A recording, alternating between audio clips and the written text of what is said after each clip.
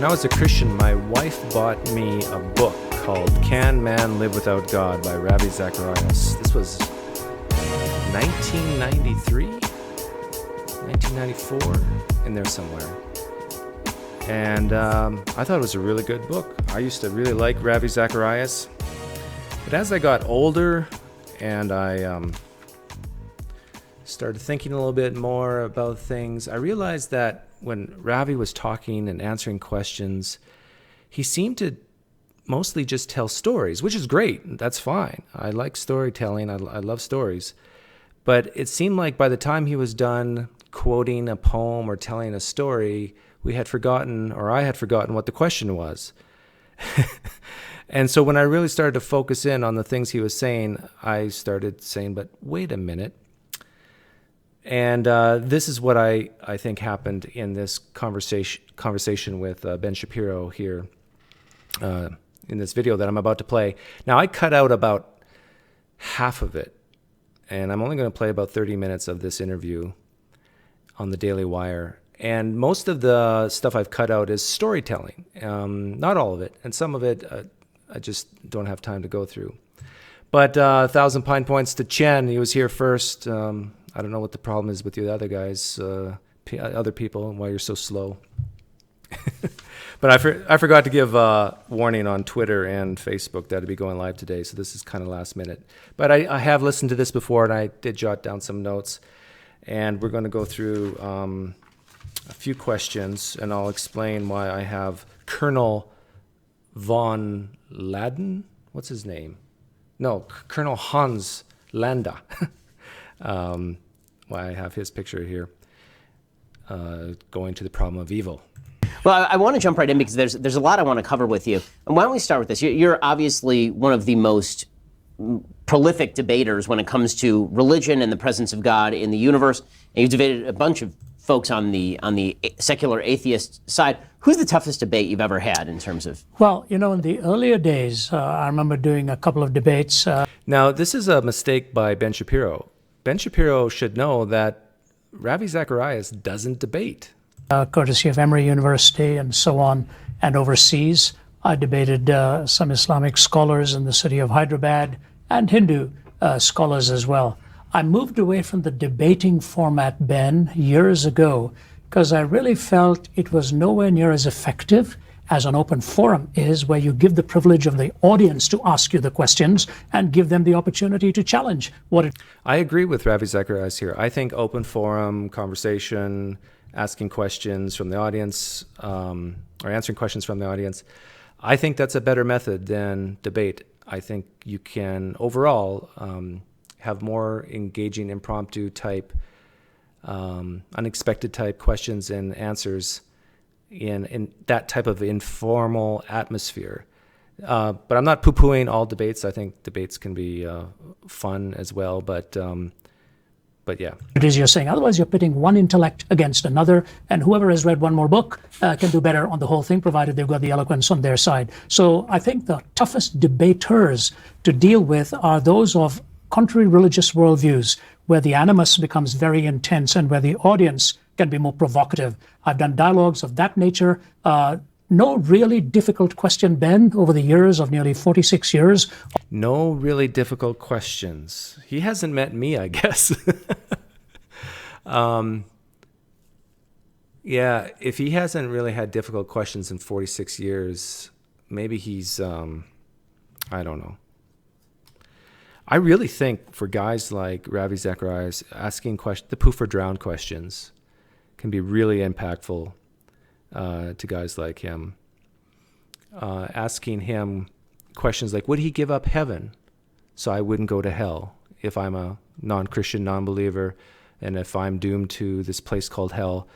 Ravi, would you give up heaven and so I wouldn't go to hell, so we just both poof out of existence?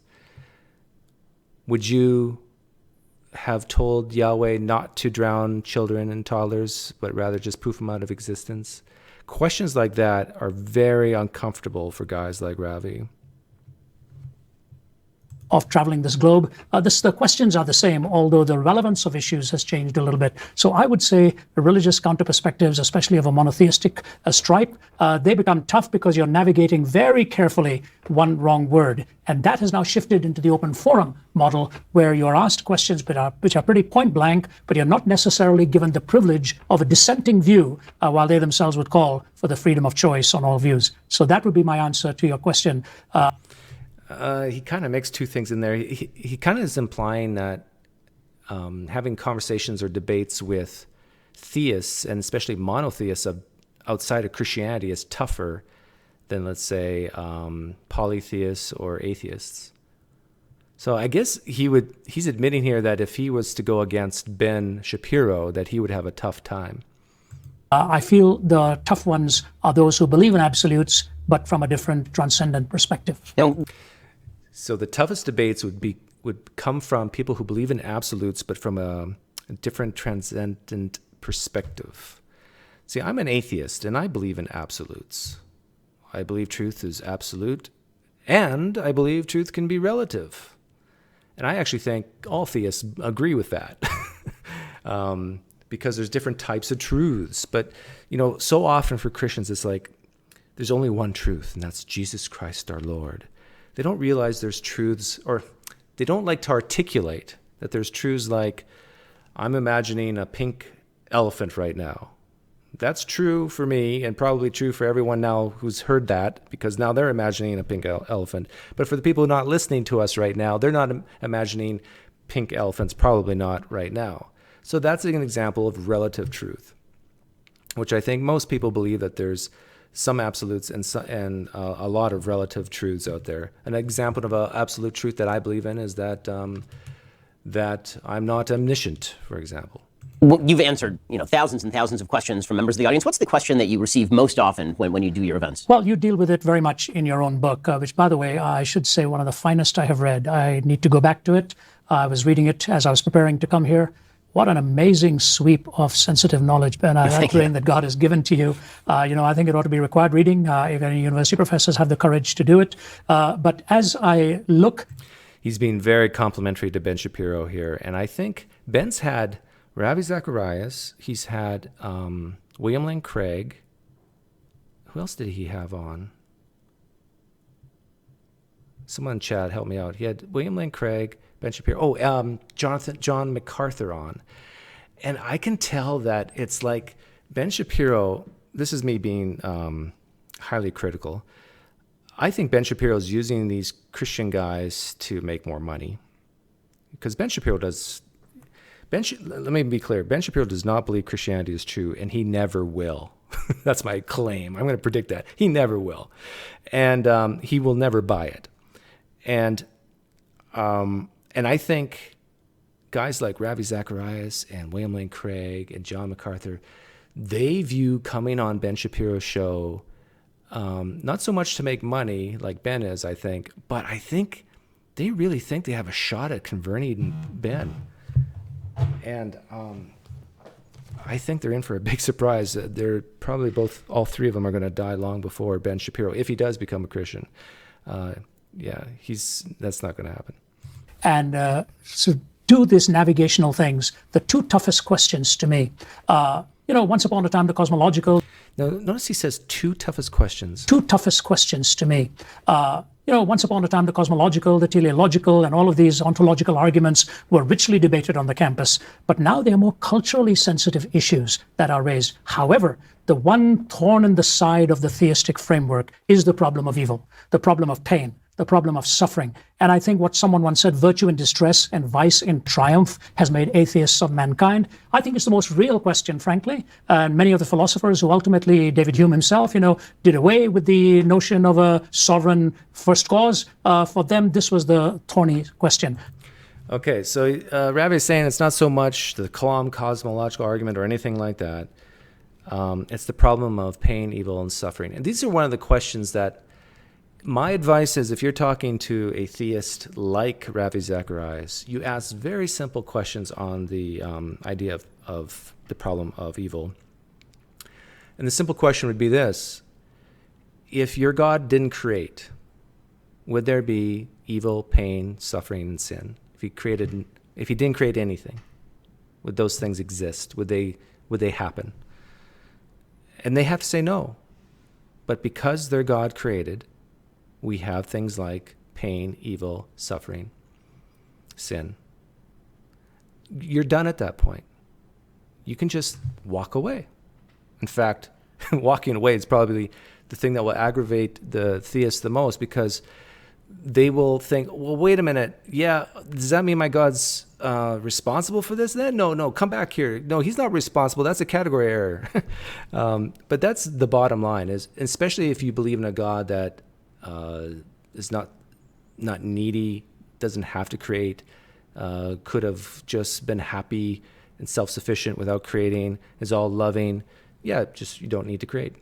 So to me, how can an all-powerful and an all-sovereign God and an all-good God allow so much of pain and suffering in this world? I think it's a legitimate question, but that's the one. Today it's much more cultural issues, so many things that you've dealt with. I think the relevance of a moral law that the Judeo-Christian worldview invokes, that we are not just beings intended to reason, but reason morally. Those are the debates, I think, the two issues, and I think they are connected. So let's talk about the problem of suffering and pain. Okay. Obviously, there have been a bunch of religious thinkers who have taken this on. It's always puzzling to me when you hear secular humanists and atheists suggest that it's a revelation that this is a problem for religious thought. Obviously, it's been a problem for religious thought since the very beginning. What do you think is the best answer to that very difficult question? Well, What is the best answer for the problem of evil, according to Ravi? But first of all, Nico Blast in the chat saying God's perfect plan has a 60% failure rate at best as well. So most people are going to suffer for eternity in that model. Yes, if you believe in a loving God that could predict or know that what would happen in the future, there's a problem there with that problem of evil, problem of suffering, even in the afterlife, that he predicted that the narrow is the gate to life and wide is the gate to destruction. What a system to believe in. well, Job is the one who wrestled with it the most. Job, to So what's the answer to the problem of suffering and evil? me, came up with a very incredible answer. That's, to me, a softer touch today, but I think a profound touch for those of us who have that knowledge of God. To him, when he said, I had heard of you by the hearing of my ear. Now I have seen you, I abhor myself, and I'm horrified, and he repented. That. Okay, so if you're listening closely, what is Ravi's answer to the problem of suffering? He brings up the story of Job, and I'm not sure if Ravi believes it's actually part of history or not. He probably does believe it's historical. But nonetheless, he brings up the story of Job, and what does Job do? He gets, for a moment, the idea of God's perspective of pain, evil, and suffering, and basically says, who am I? Who am I, just the speck, to judge the all-powerful, almighty God? So what I'm hearing here is Ravi saying the problem of evil, the answer to that problem, is to shut up and take it. Just shut up. Take it. Because you are not God. Relationship with God, same as with Habakkuk. They struggled with these issues, but that divine encounter gave them a pair of eyes so that they could see to the problem from a very different perspective. God is, God acts, God changes. That's what Habakkuk came up with, the actuality of God in distinction to atheism, the eventuality of his working in distinction to deism, and the eternality of his perspective in distinction to pantheism. This is the sort of thing I was talking about in my intro here with Ravi, that he rambles on for such a long time that you kind of forget what the question is. So the question itself is well answered within the Judeo-Christian worldview. But I think as a culturally relevant... And the question is, what's the problem of suffering? And so far he says, just look to Job and do what Job did. Apologist. This is the way I deal with it, Ben. And I found it to be quite effective because the wheels start turning. You're talking about evil? He said, yes. I said, when you say there's evil, aren't you assuming there's such a thing as good? He said, yes. I said, when you say there's such a thing as good, aren't you assuming there's such a thing as a moral law by which to distinguish between good and evil? I said, evil, therefore good. Good, therefore a moral law on the basis of which to differentiate between good and evil. I said, but if you posit a moral law, you must posit a moral lawgiver, but that's whom you are trying to disprove and not prove. Okay, how many times have you guys heard this? And I remember this was so powerful when I was a Christian that it almost gave me goosebumps and shivers, like, oh, wow, yeah, this makes sense. So let's sum up here. If you are a non-Christian, if you are an atheist who says No, I can't believe in the Christian God because there's too much evil, pain, and suffering in the world. Well, are you saying there's evil? Yes. Well, if you're saying there's evil, you're assuming there's such a thing as good, right? Yes, of course. Well, if there must be some type of moral law to distinguish between evil and good, right? Well, yeah. Well, if there's this moral law, then there must be a moral lawgiver. But this is what you're starting out to disprove. So what is your question? So Ravi has memorized this for decades, and this is his, besides saying just shut up and take it, this is his second answer to the problem of evil, which is another version of basically just shut up and take it. But I want to show, I just quickly wrote down a couple examples before I came on. Someone could say, well, I can't believe in physics because of the concept of things being up. And you're going, what? Yeah. Well, if there's such thing as up, Ravi says, then you must believe that some things are down, right? Yeah. There's some things down. Well, if there's both up and down, there must be some directional law to distinguish between up and down, correct? Yeah, there has to be some directional law. Well, if there's a directional law, then there has to be a directional lawgiver, and that directional lawgiver has to be God. Or another way of saying the argument is, well, Tom Brady is the best quarterback. Yeah, Tom Brady's pretty good, but in order to say that Tom Brady's the best quarterback, don't you have to say that there's such thing as the worst quarterback? Well, yes.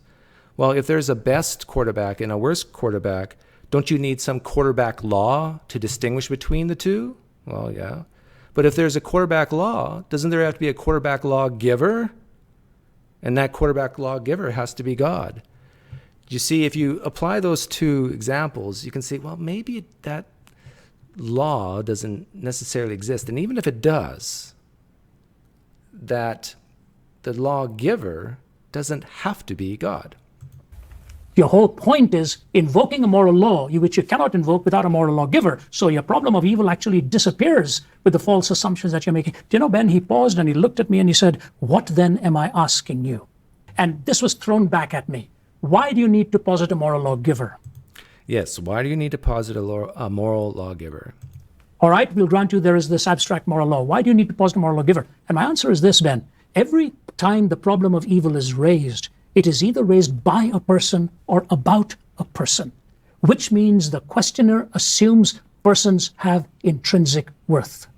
And that is an assumption they cannot make in a random evolutionary universe with no primary mind and personal being as our creator. So if we have the... Well, did you hear the big jump there? He went from and trying to answer the question, why does there have to be a lawgiver, to, well, this has to be God. Why couldn't the lawgiver be society or people? Could even be one person in a dictatorship, for example. The assumption is that whenever you have a moral law, that it has to come from God. And you see, this is what Christians like Ravi do. They define, they presuppose, they beg the question by saying that morality, by definition, has to be coming from their God in this transcendent way. It cannot come from just mere opinions from man. Random collocation of atoms, how do we attribute essential worth to ourselves? So the person component is vital to the question. And so the moral law needs a moral lawgiver if persons are to have essential worth. So to me, the problem of evil when it is raised is a self-stultifying problem. Yeah, and just ask guys like who basically parrot Ravi Zacharias. Just ask them, why can't that lawgiver be a human or a society of humans? I want to play about the problem of evil. I want to play a clip from the movie Inglourious Bastards, which most Christians haven't watched because if they do, then they feel guilty for it. I shouldn't say that. Most, some. But the scene is World War II, and Colonel Hans Landa has captured two Americans who have a plot to kill Hitler and all his colleagues, and this could potentially end the war, but this Colonel Hans Landa has stepped in, has intervened, and this is the scene where he can decide whether to do something about this plot to kill Hitler and his friends or not. But you won't get Hitler, you won't get Goebbels, you won't get Goering, and you won't get Bormann. And you need all four to end the war. But if I don't pick up this phone right here, you may very well get all four. And if you get all four, you end the war tonight. So, gentlemen, let's discuss the prospect of ending the war tonight. So the way I see it, since Hitler's death or possible rescue rests solely on my reaction, if I do nothing, it's as if I'm causing his death even more than yourselves. Wouldn't you agree? I guess so. How about you, Yudovich? I guess so too. So, Christians, if you're listening right now, if you agree with what's happening here with Colonel Hans Landa, he asked a very important question. If I do nothing, if I don't pick up that phone and call the guards to stop this plot to kill Hitler, if I do nothing, Hitler and all his friends will die and the war will be over. And if I do nothing, I will have caused the death of Hitler and his colleagues. If I do nothing, I'm responsible, even more so than you guys who have planted the bombs to kill. And he asked the two Americans, do you agree? And they both agreed. So Christians, my question for you is, do you agree? Do you agree that if someone has the ability to stop a death and doesn't, that they are somewhat responsible for that death? Now, think about, I know Christians are going to fight so hard. They're going to say, well, you can't apply this to God, Doug. This is a category error. No. But if you're honest with yourself, you say, yeah, if someone has the ability to stop something and they don't, they're responsible, at least partially, for that something. This is the problem of evil. This is the problem of suffering. This is the problem of even sin. That God could have stopped it, and he didn't. So he's somewhat responsible. The buck stops at the top, even for God, does it not, Christians? So he is responsible for his creation.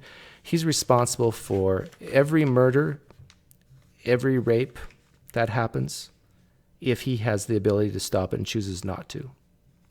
This is the problem of suffering. Because it has to assume a framework that it cannot arrogate to itself in a random universe without personal value. So how do we get from the idea of the moral lawgiver and a God who is present in the universe to what exactly that moral law is? So there's sort of the God of the philosophers. This has obviously puzzled a lot of religious philosophers. Right. There's the God of the philosophers, the sort of unmoved mover, the being that generates a unity to the universe and an order to the universe. How does that translate over into the sort of moral law that we practice or that we should practice? Can you just do all of this on the basis of reason alone, just looking at the universe through natural law, or do you need something like revelation? This is a great question. Ben's asking, look, even if there's such thing as this moral law, objective morality, how do we know what it is? So that's the question. Let's listen to Ravi's answer. I think that's a great question. In your book, I think you've brilliantly given that dialectic of reason and purpose and meaning. They are inextricably bound, and you really cannot have one without the other. The way we get to it is something like this. I do two frameworks on this, Ben, as an apologist dealing with the Judeo-Christian worldview. We all need to know the truth. Ultimately, we are in search for the truth, where we need to accept the fact. But how do we get to the truth? And philosophers of old have told us there's the correspondence theory of truth and the coherence theory of truth. Correspondence applies to particular statements. Coherence applies to a cumulative presentation of those statements. So when you go to a court of law, the correspondence and coherence theory are always brought to bear in... Okay, remember what the question is? How do we know what the moral law is? How do we know what is right? How do we know what's wrong? I still haven't heard an answer here yet. Determining guilt or innocence. But how do we get to it? I say there are three ways of logical consistency, empirical adequacy, and experiential relevance. Is my argument logically consistent? Is there any empirical basis for me to believe what I'm believing? And is there any experiential relevance to all of this? But then this has... Remember, the question is, how do I know what's moral? to be applied to the four questions of life: origin, meaning, morality, and destiny. Where do I come from? What does my life really mean? How do I distinguish between good and evil? What happens to a human being when he or she dies? That closing chapter in your conversation with your daughter is brilliant. The question Have you guys heard an answer yet?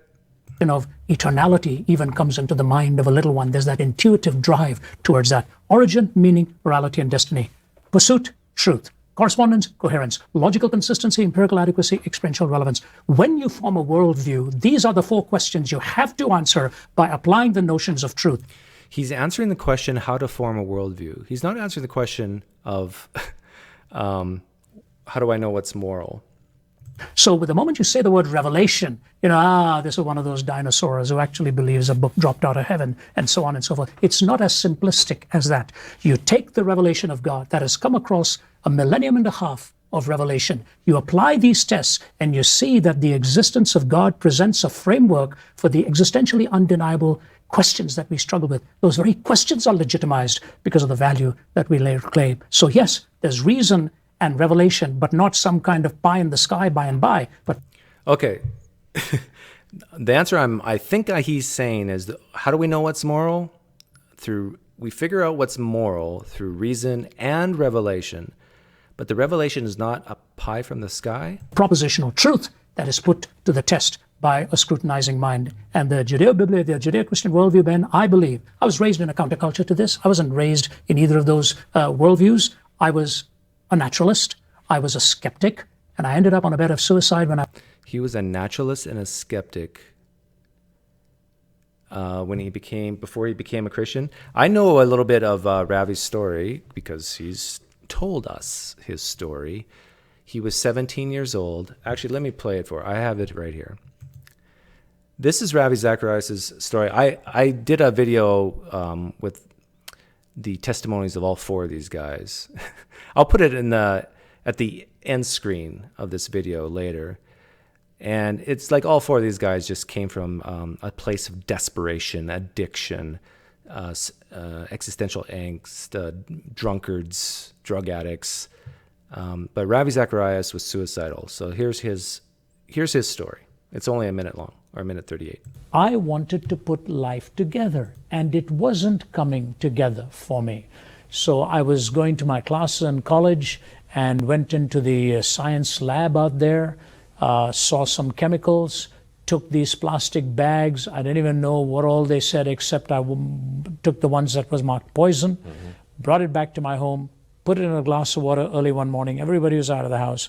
Went into the restroom and just they started to froth immediately, effervesce. So I just stirred it with a teaspoon and gulped the thing down. And my system began to reject it. And there I was holding on to the sink as the moisture was coming out of my body. I collapsed on my knees, but he saw me in that pitiful state, put me into a taxi and rushed me to a hospital. And when I was fully composed of my senses again, all I knew was needles were in my arm because of the dehydration. And the ultimate desolation of knowing you didn't even know how to live, now you didn't know how to die. That was the crossing road moment for me in asking questions more seriously than I had been asking. And he brought a little red New Testament and wanted to read it to me. So a missionary comes to the hospital with a Bible, and so Ravi's on death's bed here. And my mother said he couldn't. I was in critical condition. I grasped onto that verse and said, Jesus, if you are offering me life like I have never had it, I want that life from you. Aged 17, and the Bible handed over to my mother. I couldn't hold it because as I said, the dehydration had set in. So my mother, in her heavy accent, reading this to me, I prayed the prayer. He prayed the prayer to ask Jesus into his life because he was almost dead. He was dying. He tried to commit suicide because I think the story goes he was jealous of his brothers, the success of his brothers. He felt insecure because he thought that his parents were loving his brothers more than him. He felt inadequate. This is a common story of this whole idea of trying to find meaning, love, purpose, hope, and finding it through through religion. And I think his mom was actually somewhat Christian or was influenced by Christian missionaries as well. Now, this is in India. If she was a conservative type leaning Hindu, would she have read from the Bible? Now imagine if Ravi didn't know much about Christianity, here's this verse spoken from the Bible, read from the Bible. Did he not question, oh, well, maybe who said this? Jesus. Oh, well, why should I care what Jesus said? This, nice words, but why should I even care? Well, because he's God. Oh, what do you mean he's God? Well, it says in the Bible that he's God. Oh, okay. Well, why should I trust that? This whole process, no, none of that. It was just like, okay, you read a verse to me, it resonates with me, I'll give my life to this religion. And then from that day forward, can you imagine, this is why Ravi Zacharias is passionate, in my opinion, of what he does. Because he truly believes that Jesus saved his life. Why would you speak badly about anyone who has saved your life? Why would you even question anyone who has saved your life? From that point, if someone truly has saved your life, you're going to give them every benefit of the doubt from that day forward, because without them, you would be dead. And so I think that lens that Ravi Zacharias and even all these other three apologists here, from that day forwards, everything they see, all the what they call evidence for Christianity, is viewed from that lens of giving the benefit of the doubt. It's God, Jesus has saved me. Now I need to believe this evidence is supporting what I believe. I was 17 years old, desperately looking for the very thing your book talks about, that individual value and that individual purpose and a belongingness to a community and so on. And it was then when the Bible, I couldn't even hold the Bible, by the way, because my body was dehydrated. I had taken some poison that emptied me of all the water, moisture in my body. And then to see how God, through the flow of history, and of course, even though we have our differences, we have a common background in communion with God. Both of us have that goal. And in the person of Jesus Christ, I found that answer. And so my relationship to the person of God, as Job pointed out, as Habakkuk pointed out, that relationship is key, because some answers to life transcend the propositional nature of things. They don't violate it, but they transcend it. So I think you get to the answer of who God is, not just by some leap of faith. You guys remember what the question was? You probably forgot by now, right? The question was, how do we know what is moral? That's what Ben basically asked. Which we sometimes attribute to people. Mine was a very reasoned study of scriptures, and the reasoning that we applied was a rational type, but the importance was there was a moral reasoning behind the whole process. So you don't just get to it by either reason or revelation. It's a confluence of both in proper balance. Okay, so we figure out what is moral through a combination of reasoning and revelation.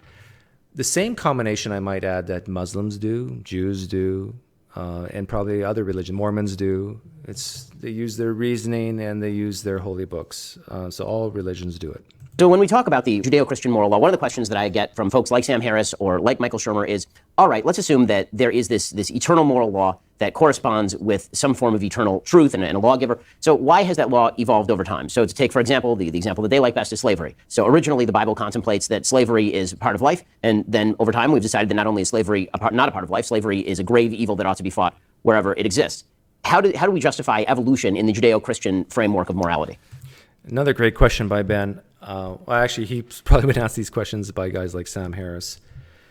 But if you would expect, this is one of those expectation type questions, but if you're a Christian, would you really expect a all-powerful, all-knowing, all-loving, all-good God to just let mankind go through their ways in different cultures, different places on the planet, maybe having some core things in common when it comes to morality, but basically based on the culture, there's vast differences on what they view as moral or not. Would you expect under theism for that to happen? Or would you expect that if evolution is part of the reason why we have the moral intuitions we do, that we would see differences in cultures, differences in geography, because of geography, and how we behave? What's more expected from you? What would you say is more expected? That that evolution explains this, or that an all-knowing, all-powerful, all-loving God is responsible for this? Well, it's of course the metaphysical extrapolation of the naturalistic interpretation of the very origin of life. So when you talk about the evolution of humanity itself, they want to talk about morality itself also sort of evolving. I think it becomes a circular argument. The argument that some... Did you hear what he said there? He's basically saying, don't concede that there's any evolution at all. Just by answering the question, you're conceding that there's this thing called evolution, and that it might be responsible for our moral intuitions, and that it has indeed changed. So he's disagreeing with the premise. I really wonder if Ravi Zacharias believes in common descent, evolution via common descent. My guess is he doesn't. Somehow we were valueless to start with and just happened to be on this radar screen of time, and that we developed all these things over a period of time, I think is a false view of the beginnings. In fact, though, you know very well as a scholar within the Jewish framework, the very concept of slavery, very different. Before he gets into slavery, he's talking about that evolution says that we start out as valueless, and that as we evolve to multicellular organisms, and became highly, our brains became highly evolved. Then the whole idea of value came later. He's not granting that. But doesn't that explain, Ravi, why things like we feel guilt about killing, at least most people do, feel guilt about killing other humans, but we don't feel guilt about stepping on a leaf, which is also living. Well, I guess if it's fallen from the tree, it's not. But... or stepping on an ant that's living. We don't feel guilt about that. Even let's say a small snake, we say, oh, gross, but yeah. But then if we step on a rat or a hamster, a cute gerbil, whatever, our guilt starts to climb. And then if we kill a dog or a cat or a dolphin, whoa, our guilt really starts to go up. Why is that? Why is it that our level of guilt goes up as a species gets closer to our own in terms of intellect and so forth? I think evolution can explain that. I don't think your holy text, the Bible, can explain that at all. Idea of what we interpret as what slavery is all about. And then when you talk about Paul talking about how to treat the quote slave in the household, and that he was willing to be there present and even redeem this person in a socioeconomic framework. True, Nick Jr., if you're a Janus, then you will feel guilty for killing an ant. That you have these kinds of terms used and systems used, we are bound to make blunders. So then I would turn the question on its head and say, all right, if you believe that we have evolved more morally, why is it in the 20th century that we killed more people in warfare than all of the previous 19 centuries put together? Oh, you can see the passion in his eyes when he says that. Now, how would you answer this question? There's a very simple answer for this question, but look at his eyes. His eyes go to I've just nailed it here. Evolved more morally. Why is it in the 20th century that we killed more people in warfare than all of the previous 19 centuries put together? I'll tell you why, Ravi. Because there's more people in the 20th century. There was way more people in the 20th century that's ever lived. I looked it up. In the year 1900, guess how many people existed on the planet? The answer is 1.6 billion. And then in 1999, there was 6 billion people on the planet. It went from 1.6 billion to 6 billion people. So if you want to look at all the deaths in the 20th century, which I think Ravi will blame on things like atheism, through wars and so forth, you have to, I think, look at it as a percentage of the total planet. Think about, and technology as well. We had the technology to do more killing. Can you imagine, Ravi, if the Israelites, remember they took out the Amalekites, the Canaanites and all that. Can you imagine if the Israelites had access to nuclear weapons 3,000 years ago? Do you think there'd still be humans? Just the fact that we humans are still existing shows that we have evolved. Because I really don't think if people 3,500 years ago, 3,000 years ago had nuclear weapons, that there would still be a planet. And if you think about it, the percentage of deaths, of the percentage of the total, my guess is it's way, way lower than some of the wars back 3,500 years ago. And think about what your own God did. Flooded the whole world except for one family. Or maybe you don't believe that, Ravi. But that's what the Bible says. What it means is a different issue, right? But if it's true that Yahweh flooded the whole earth, well, that outdoes anything that Stalin or Pol Pot could have done. So it is not an honest representation of how we have actually come into believing in moral framework. In fact, there are some things now that we have reversed over 5,000 years of civilized history. For thousands of years, some people never believed some of the things that we have begun to believe. So I would say that, to me, the most important... When he mentioned slavery, I didn't really address it here. It's been addressed so often. But, my advice nowadays is... I know some of you are not going to like me for saying this, but don't push back too hard on slavery. Just say something like, or ask a question like, do you really think the laws on slavery were that much different for the Israelites compared to other nations around them? This is the question that I think will really bother them, because they really need the God of Israel to be different and special and way above the rest. So if you can show them that, you know what? Yeah, maybe some of the slavery laws back then were a step forwards in the right direction. But was it really any different than the culture and the societies around them? Like, really, was it that special? And if you want to poke the Christian a little bit, ask him, would you want to live under that type of slavery if it was, pretty good? And my guess is the answer is going to be no. Phrase, Ben, in the Ten Commandments. I don't believe there's a better moral framework that starts with the very being of God and all the way to the sacredness of my life, my neighbor's marriage, my neighbor's property. I mean, this goes back, He just said that he can't think of a better moral framework than the Ten Commandments. But would you, Ravi, be willing to put this to the test and make all laws in the United States based on the Ten Commandments? That if you worship another god, it's either punishable by death or life in prison. Are you willing to go that far with the punishments, Ravi? 3,500 years ago. The most important phrase to me, Ben, and that is, I am the Lord your God that brought you out of the land of Egypt. That redemption is prior to righteousness. And then righteousness leads on to worship. So when you get to Exodus 20 and you're dealing with that beautiful moral law, and then you move 5 chapters later and you move into the tabernacle and the framework of reference, I think it is the change of heart. Yeah, this brings a thought to my head of, I've talked to people where they believe that moral law started in Exodus and the Ten Commandments, and that before then, was it even Cy Brugenkate who told me this? That before the Ten Commandments, it wasn't objectively wrong to kill or to worship other gods and so forth. That God had to actually command it or state it or say it in order for it to become objectively wrong for humans to do. But before then, it wasn't. I remember someone saying that to me once, and I was like, whoa. That is the only answer to the moral framework. And here's the scary thing.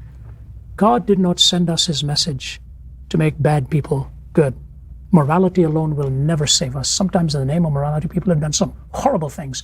It is the fact that the heart is in need of redemption, in need of forgiveness, and it is redemption that must precede righteousness. So to talk about morality having been involved, when you go back 3,500 years ago and the moral law is given to us, it was because people had already violated that relationship with God. So I say, as far from morality evolving, right from the beginning we have known what it was all about. So what happens in the first 3 chapters of Genesis happens in this world every day. What happened in the temptation saga, Ben, I think is very critical. And your book points out what has happened as a result Notice he said in your book? Of this flow, okay? In the day that you eat of the tree of the knowledge of good and evil, you will die. That's the word of God. But the enemy of our souls comes and says, you will be as God, knowing good and evil. Jesus even said that. Don't the scriptures say that you'll become gods? Oh, I forget where it's found. But yeah. That has been the battle for millennia. What is the battle? To allow God to be God or to play God? And the Calvinists are going to love me right now. He's basically saying that it started in the Garden of Eden, and where it's a struggle between humans wanting to be the God of their own lives or acknowledging the real God out there. But it's guys like Ravi Zacharias who deeply value this thing they call free will, that humans can choose to worship and follow Jesus or not. You don't have to. God loves you so much that he gives you that power. God gives you power to reject him, the power of choice. Christians are not going to like me using the word power here because they know where I'm going with this. God has given you power, Christians, the power to accept him, accept the gift of salvation, or reject it. That's huge power. It has eternal consequences, right? Non-Calvinist Christians? How is that not being the God of your own life?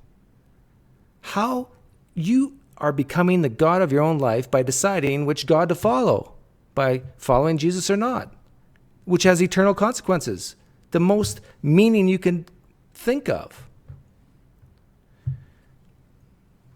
So no matter how you look at it, you're in control of your own life by this thing called free will that you believe God's given you. This is why there's Calvinists, by the way, because the Calvinists who are listening to me right now, they're shaking their head. Preach it, Doug. Yeah, guys like Ravi, I don't think Ravi Zacharias is a Calvinist. Yeah, he's basically saying that people can become the God of their own life by freely choosing him. And the defining good of it. And what happened when they are confronted? I didn't. Who on you believe? I didn't, the serpent. Thanks, DB Cisco. Psalm 82, you are all gods. That's exactly what I was thinking of. This idea of violating the authority of God and becoming autonomous and then blaming everything else, this is not evolved. This goes back over 3 millennia long, and we have challenged it every day in this victim culture. What are we doing? It's not my fault. It's this person's fault. We don't believe in absolutes. We have autonomy. So on the one hand, we claim to be autonomous, but when we go wrong, we blame somebody else. It's someone else's autonomous. So I do not accept this idea that it is somehow evolved. You go back millennia ago and you see. I'm not sure how this whole idea of rights versus responsibility, I think he just said what he just said right now just to resonate with Ben Shapiro. Because Ben Shapiro definitely leans right and is, I think he's a libertarian, so he's more responsibility over rights. So I think that's why Zacharias said that. The value of human life and the value of a moral law millennia back. I talk with a lot of college students just the way you do, and many of them ask the question, is your suggestion when you talk about religion, there can't be a good atheist or a good secular person? I always say, well, I don't know a single religious person who believes that there can't be a secular person who acts well and acts in concert with public morality. Yeah. It's a silly question, but it does raise the secondary question, which is, okay, well, if I'm a good secular person, I don't believe in God, but I still abide by a certain level of morality, what makes God necessary to my life? Why should I think about God as opposed to just sort of behaving in the way that we all sort of agree commonly is good? I think it's a great question, but it hangs on the peg. It is a great question. The question is, why do you need God? Now, let's listen closely for an answer. Why do we need God? I think in this context, it would be, why do we need God for morality? Peg of one flaw, and that peg says autonomy is all that really matters. Being autonomous, that I'm a law unto myself. First of all, your disclaimer is very valuable. I believe there are many good people that I have met who are skeptics, who are non-believers in God. Sometimes they put us Christians to shame. Someone should clip that. Well, maybe I'll clip it. Sometimes non-Christians put Christians to shame on how they treat others. When I see some of the courtesy and the generosity of some of them, well received. But the fact of the matter is they are using a word that is only self-referencingly defined. I am a good person. How do I decide that? And if I... How do you decide if a person's good, Ravi? Is that what you're asking? Well, let me ask this in return. How did you decide that God is good? How? Didn't you just define it that way and saying that all good is from the outflowing of God's nature? Did you actually judge God as good? Did you reason through that and think through it and say, and then come to a conclusion that God is good? Or did you merely say God is good by definition? I am only going upon my own reason. In some cultures, they love their neighbors. In other cultures, they eat them. Both of them may think that they are good and that they are doing good. Think of what we are doing today while considering ourselves a good culture. It is unthinkable, some of the decisions we are making at the highest level of lawmakers, and yet we call ourselves good. It is not a self-defining motive. First of all, if I believe It's not self-defining. It's only self-defining when we're applying it to God, but not to humans. Humans can't define what good is. goodness is purely on my definition, I have to give that prerogative to every other human being. Even the naturalistic framework of Immanuel Kant, the universalizing of a principle, would apply right here. So to say I am good is a highly risky statement if you do not believe in absolutes. It is a relativistic term. Is saying God is good a highly risky statement? He'll say, no, of course not, because I just defined it as good. It's a tautology. And if you say all truth is relative, then it is a self-destructing statement. It destroys itself. Is it an absolute, or is that statement relative to? So I'm under the impression that most apologists like Ravi just believe that all non-Christians are postmodernists who don't believe in absolutes, who believes that everything is relative, all truths are relative. That's not the case for me. Now, I agree that that's the case for a lot of people, but that's not the case for me. And, well, I'm going to bring up other religions here in a second. So I say, yes, many good living people who are skeptics and have done wonderful things in this world, but to give oneself the prerogative of defining good leads. Do you guys remember what the question was from Ben Shapiro? Do you guys remember? The question was, why does one need God for morality? To a world of chaos that is given everywhere else. And here's what I say. America talks a lot about rights, but we have not yet defined what is right. My rights stand on the bedrock of an absolute definition of what is right. Okay, this is a bad habit of mine, but what he just did, you can learn a lot from Ravi. You can learn a lot about Ravi. Watch what he did here.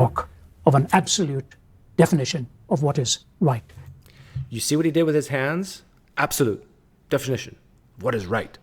Certainty. This is what drives Ravi. It's this whole idea of being certain, of having this solid foundation, to know what is right, to know what is wrong. This is what he values. This idea of not being sure of what is right sometimes, or what is wrong, causes him probably angst. And that's why people like Wilberforce and others were at the forefront of fighting slavery, because it was a wrong. Nobody had the right to inflict that on any human being. So that's my answer. My answer is that there are good people. Okay, remember what the question is. Why does one need God for morality? And his answer is what? Human being. So that's my answer. My answer is that there are good people, but they're living beyond the foundation on which their lives are standing. Okay. So he spent all that time to basically saying, you need God for morality, because if you don't have God, you don't have a foundation, you don't have a basis for your morality. You can act well, you can treat your fellow man well, but you don't have this foundation, this basis, this justification for morality if you don't have God. Is it have God, believe in God? Like, do I need to believe in God, Ravi Zacharias, in order to treat my fellow man well? He's going to say no. No, I don't need the belief. But he's going to say, but Doug, you can't have a foundation. You can't have a basis for that morality. You're just borrowing from our worldview, is what I think what Ravi would say. And my response to that would be, and this is what I did with Greg Kokel, and he actually ended up agreeing with me in the end, I think, but he didn't want to. If you're ever atheists or non-Christians, if you're ever talking to a Christian about this topic, that you don't have a grounding, I mean, that's the word, grounding, or foundation for morality, ask them, do Hindus have a grounding for morality? Do they have a foundation, Hindus? Now, if the Christian says yes, then you can say, oh, so it's possible to have a grounding for morality based on something false? That's going to be trouble for them. If they answered no, then what they're really saying is, or then what you ask is, so you're saying the only people that can have a grounding for morality is everyone but Christians? I mean, only Christians and nobody else? Only Christians can have a grounding for morality? Make them say that. Get them to say that out loud. Get them to verbalize it. And they might say that, well, maybe Jews and Muslims as well. See, in fact, if I was Ben Shapiro, that's the question I would ask, because it would really get Ravi Zacharias, Ben, to say to you, look you in the eyes and say, you don't have a grounding for morality because you don't believe Jesus Christ is God. And Jesus Christ is the truth. Jesus Christ is the grounding for morality because Jesus Christ is God. So you almost have to have the right version of God to have this grounding for morality. But again, all this is useless. Who cares about grounding? Would you rather live... Here's a scenario that I've asked Christians in the past, and they really hate it. Imagine two islands. One island is a bunch of atheists who treat each other very well on whatever metrics you want to use, like helping the poor, helping the old ladies across the street, not murdering, not raping, that sort of thing. So an island full of atheists treating each other well. And another island is an island of Christians who treat each other very poorly. They steal from each other, rape each other, kill each other, just treat each other poorly. But they all believe in God, and they all say that this God is the grounding for their morality. But they're just choosing to rebel. So which island would you rather live on? Which island would you rather live on? The one where people have a grounding for the morality but just disobey it? Or the island where they have no grounding for the morality but they treat each other well? And it's a no-brainer question, right? It's rhetorical. This is where the rubber hits the road. Now, I do believe that I have grounding for morality that's not involving this idea of a deity, that's based on things like wellness, well-being, unnecessary suffering, moral intuitions, and so forth, and that there's no God required. So let's talk for a second about rights. So you mentioned rights there, and obviously there's been a lot of talk. The United States is very ensconced in a lot of rights talk. There are a lot of thinkers who have been very critical of this. There's a book called After Virtue by Alistair McIntyre in which he talks about the movement of rights beyond sort of its natural law basis. And the counter reaction from the folks on the secular humanist left to conservatives has been, well, what you actually want is a theocracy. See, this bothers me. Ben Shapiro is assuming that if you're a secular atheist or humanist, that you're on the left. That's not, I think it's true maybe 60 to 70% of the time, but that still leaves a pretty big percentage that are not left-leaning, who still call themselves atheist or secular humanist. Folks on the secular humanist left to conservatives has been, well, what you actually want is a theocracy. You guys define right. You say that there is a right. So where are you getting this idea that there's a right to do wrong? What is a right except the right to occasionally do something wrong or do something with which we disagree? If you truly believe in a Judeo-Christian framework, why not cram that down on everybody else? Okay, the question Ben's asking is, if you truly believe in a Judeo-Christian framework, why not have a theocracy? Why not support theocracy? And that's what a lot of secular humanists attribute to religious people. It is a desire to do that from the top down. So let's ask that basic question. What is the value of rights if you do know what's right? And I think McIntyre does a good job even in some of the titles of his books, you know, Who's Justice, What Morality, those kinds of things that he brings out and was writing prolifically, and several others. Yaki was another one of those authors in this whole area of ethical reasoning. First of all, I think anyone who enforces a religious worldview upon another one is probably in belief of a very ignoble worldview, because God himself gave us one of the greatest gifts we have. Okay, that's good. Ravi Zacharias is against theocracy. Except, I guess, maybe when it's in the Old Testament. And for you and me, the freedom to believe and the freedom to disbelieve. But one thing he did not give us was to disconnect the entail. Oh, Darkin says, Doug is still conservative. It's okay to admit, Doug, we won't burn you at the stake. I've actually taken many tests, and so if 0 is far left and 100 is far right and 50 is right in the middle, I usually come out around 58. So I am right-leaning, but not too much. Part of the reason for that is how I was raised on a farm. So I was raised responsibility first. Responsibility, it takes precedent over rights. Of those two options. He gave me the freedom to believe, but gave me the logical outworking of what will happen, and the freedom to disbelieve and the logical outworking of what will happen. I think the fact is, this concern has been violated by the critic of the theistic ideas rather than by the defenders. You know it better than most people here. Go into a university campus today, and who has to go in with high security and high protection, okay? It is those who want to talk about the rights that we all really have, but we have a conservative view of life. I agree with Ravi here. I think it's terrible, as Charles Barkley would say. It's terrible that a lot of conservatives or just people with non-politically correct ideas can't walk into public universities, or maybe it's only private universities, or in forums where the whole context should be a dialogue of ideas, and they're being shut down. They've been canceled. They've been told they can't come because of words that are coming out of your mouth. I'm a big believer that people should have the right to make other people cry. I believe people should have the right to make other people mad and angry.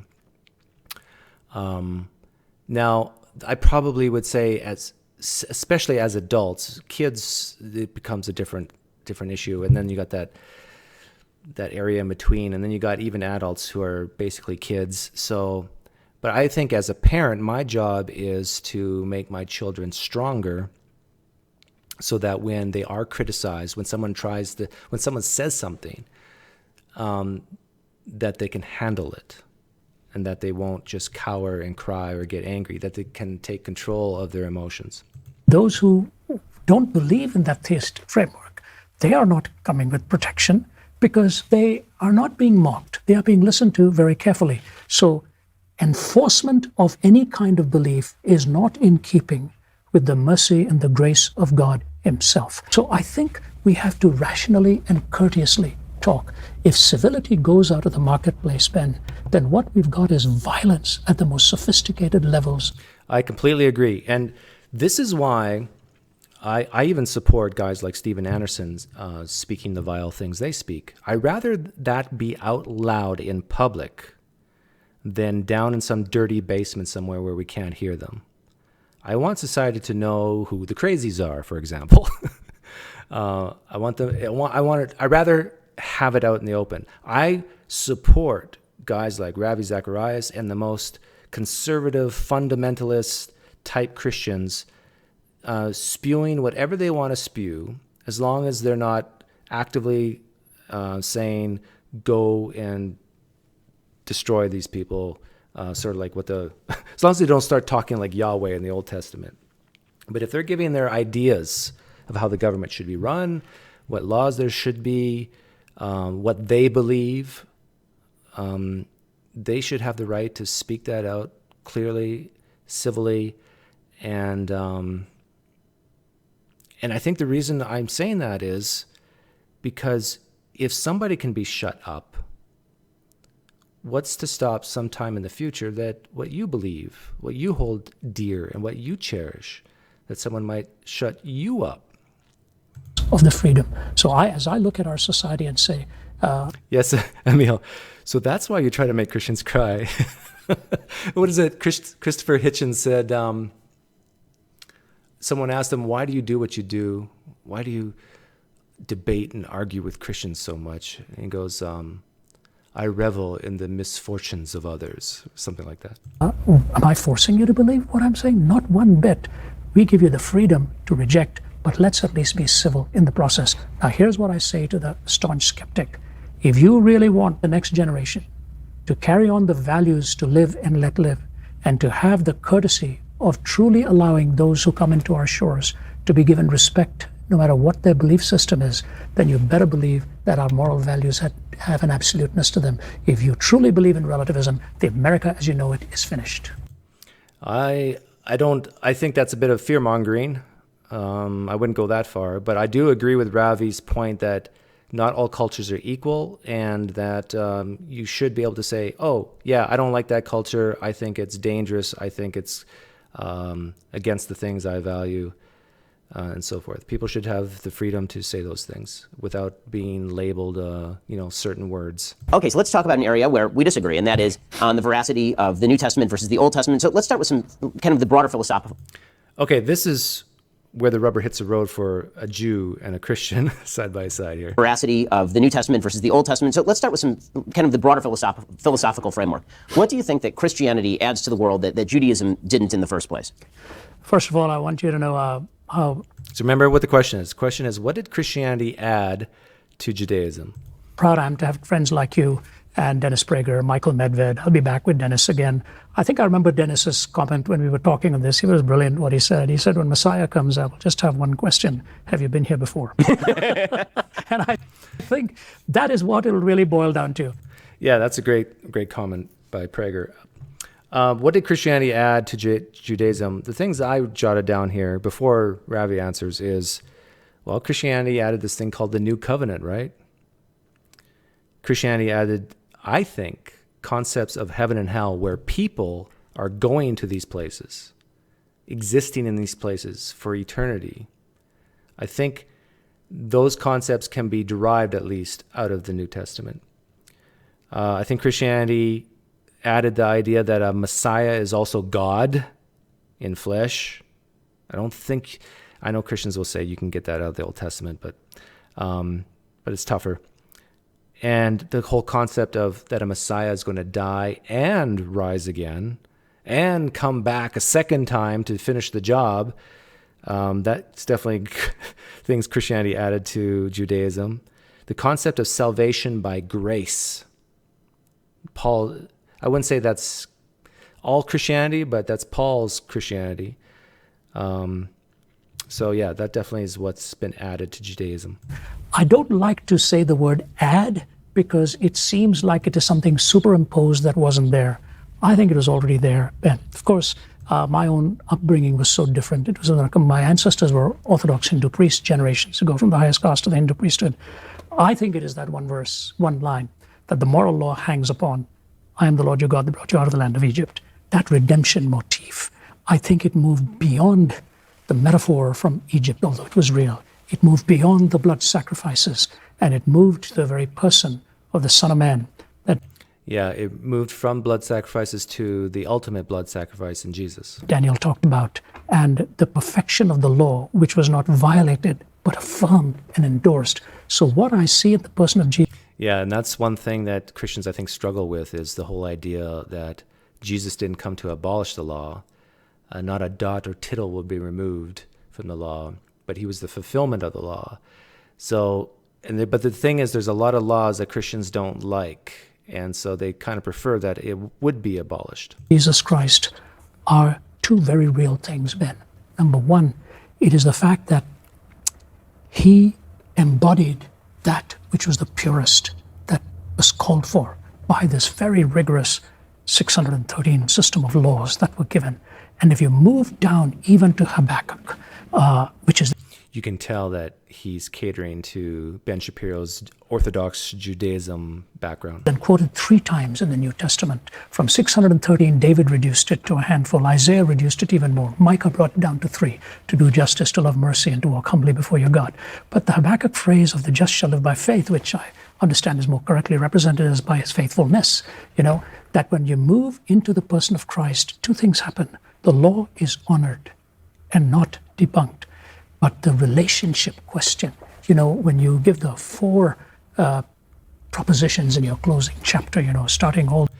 You see what Ravi's doing here? He's saying that Christianity really didn't add anything to Judaism. It was a continuation of Judaism. This is what Ravi's saying, that it's not separate. It's a flowing. It's a consistent flow from one period of time to another, and that it's about relationship. If I was a Jew right now, I would be really upset about this, because he's basically saying that, well, it really sounds like to me he's saying that Jews don't have the personal relationship with God that Christians do. I could be wrong about this, but let's listen. propositions in your closing chapter, starting all the way from purpose and then in relationship. The most moving moment in your book is when you talk to your daughter. Okay, I loved it. I'm a grandfather of 5. And my grandson, Jude, brilliant guy. He uses words like hypothesis and all of that. He's turning 8 tomorrow, okay? When my daughter, Naomi, lost her car keys, she stopped going crazy in the house, slapped her forehead and said, I must be losing my mind. Little Jude, who was 5.5 then, stood in front of her and he said, Mommy, whatever you do, please don't ever lose your heart because I'm in there. Don't lose your heart because I'm in there.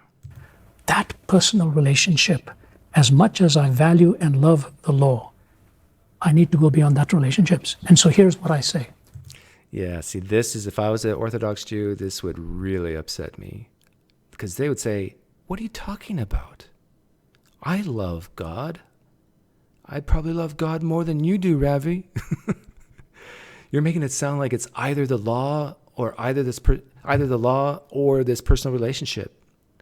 It's both. It's those who love me keep my commandments, is what I would say if I was a Jew.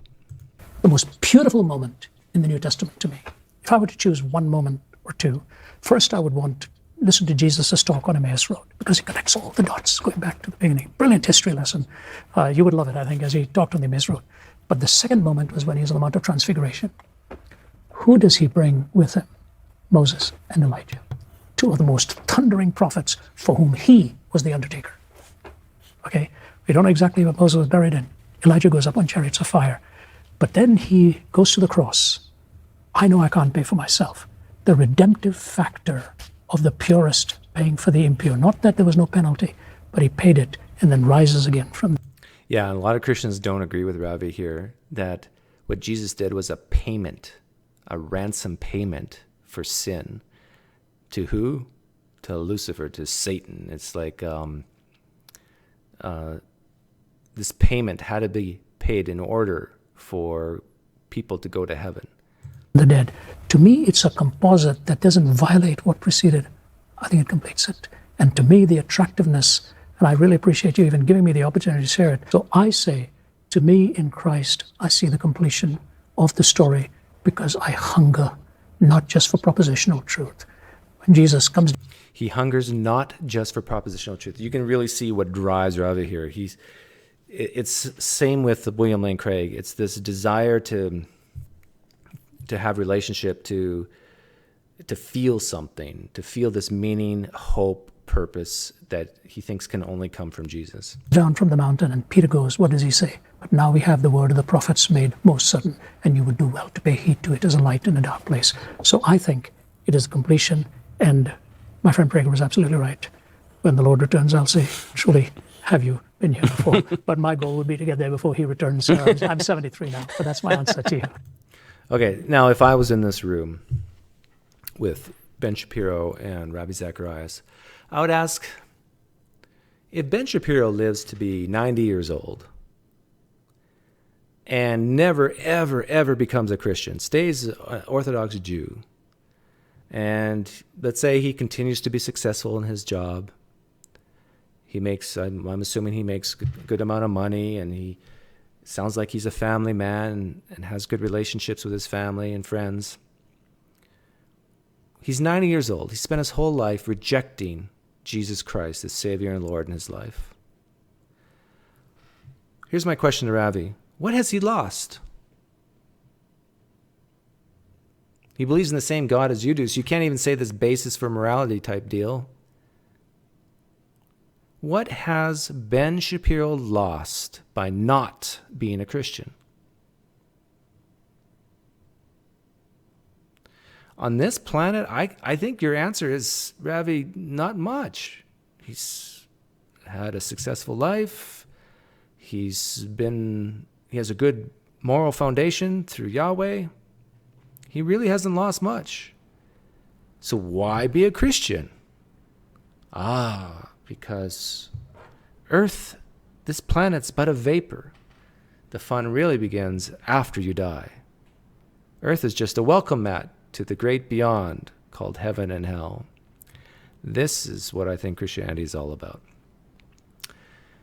is heaven and hell. I would love to, to conclude, if you're ever in an auditorium with Ravi Zacharias and you have the opportunity to ask him a question to try to get him to say the word hell. It'll be very difficult. These guys have been trained to not say that word, I think. So you could ask a question like, what's the worst possible thing that could happen to me if I don't become a Christian? In fact, I've never heard someone ask that question to Ravi. I've heard people ask questions like, I think I've heard people ask questions like, where do you think I'm going to go after I die? But try to get them to say the word hell. They'll fight tooth and nail, because I think even guys like Ravi Zacharias struggle with it. I really do. As old as he is and as long as he's been a Christian, I think guys like him struggle with it. And they should. You should struggle with that concept.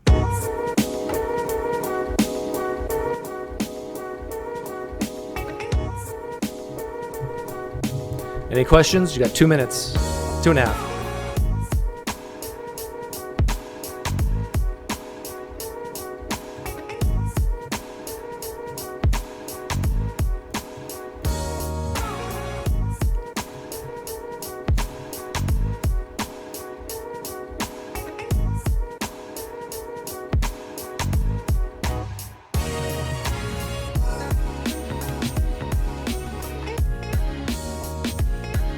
Deuteronomy 23:1, the crushed testicle rule. Oh yeah, is that the rule for to be a high priest?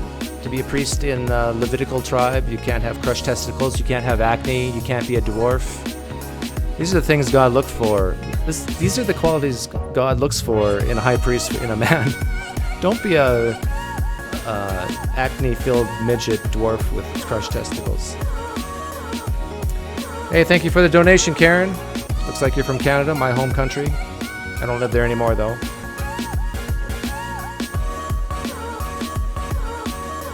What came first, groundings or foundations?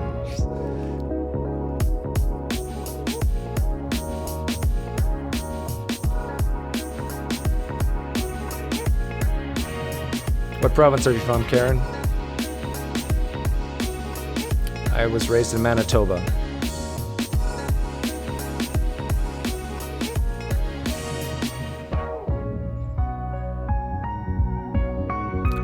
If there's a moral law, morality would be subjective. Laws are subjective. Well, even if the moral law comes from Yahweh, Yahweh is a person. It's based on the subject Yahweh. PineCreek, do you like Ben Shapiro? Yes or no? Yes. That doesn't mean I agree with everything he says. I think he's very skilled at what he does. How do Canadians spell Canada? C-A-N-A-D-A. Adam Kennedy, thank you for the donation. Who you planning on looking at next? Ever done stuff on Kreeft? That name sounds familiar. I'll look into him, but thank you so much for the donation. Poof! Thanks for hanging out, guys. We'll see you next time.